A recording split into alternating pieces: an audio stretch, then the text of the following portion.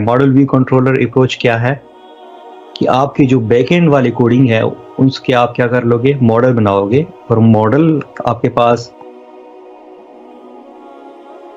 Direct करेंगे आपकी जो डेटाबेस है या जो आपके इस तरह से हिडन डिटेल्स है उसके साथ, जो आपका बैकएंड है। व्यू वो होगा जो क्लाइंट को नजर आ रहा होगा, सही है, जो यूजर को नजर आ रहा होगा। तो व्यू और फिर कंट्रोलर क्या होता है कि कंट्रोलर आपके पास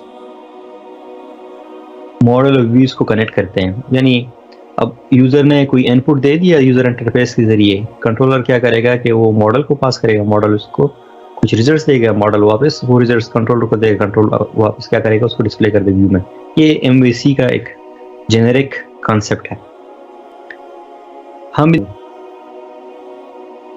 तो ये हो गए हमारे पास टेम्पलेट्स। अब एक और फोल्डर होगा आपके पास स्टैटिक के नाम से।